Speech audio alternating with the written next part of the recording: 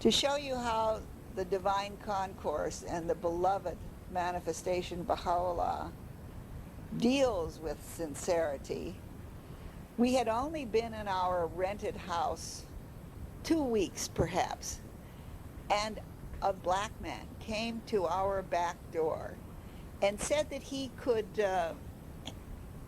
clean up our yards and that we had bagworms on our evergreens, and he knew how to get rid of those bagworms. Well, I was standing at the door, and I said, well, we don't need any kind of yard man. And he said, well, I can do other things. I could drive you around. If you're new here, I could show you where things were. And even I felt this was pretty forward, aggressive. I said, well, we certainly don't need that. And I believe he offered some other kind of service that I had forgotten. And I was getting pretty, I don't know, wondering why this man is being so aggressive with me. And I was kind of getting on my high horse. And so finally he said, well, he said, I have serviced poker parties. And so if you have a poker party, I can come and serve for you. Now I had him. I said, well, we don't play poker. In just that tone of voice and that attitude. And he looked at me and he said, you don't play poker? Why don't you play poker? I thought, what is this man saying to me? This is ridiculous.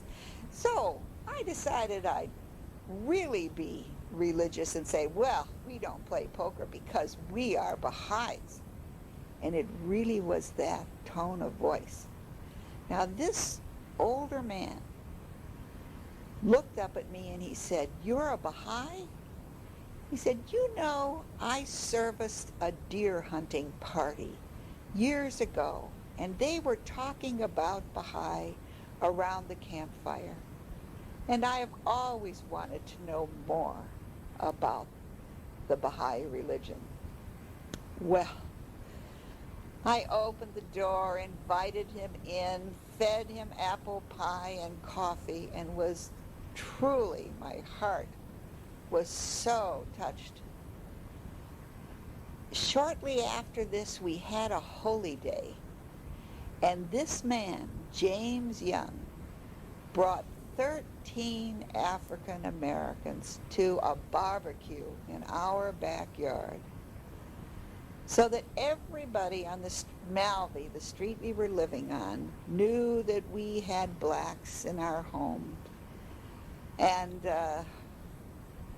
it just wasn't a proof of how, when you're sincere, the Divine Concourse just plays a trick on you. Anyway, James was probably the best Baha'i teacher in Fort Worth, Texas, those first years. He would come and get new eras and pamphlets, and he would go out and he would tell people about the Baha'i Faith.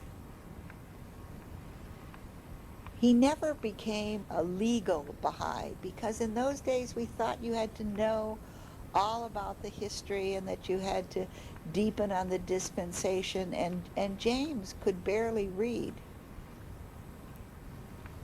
But there's no question in anyone's mind, in my family, that James Young was the most potent and important teacher of the Baha'i Faith in the years 1954, 1955.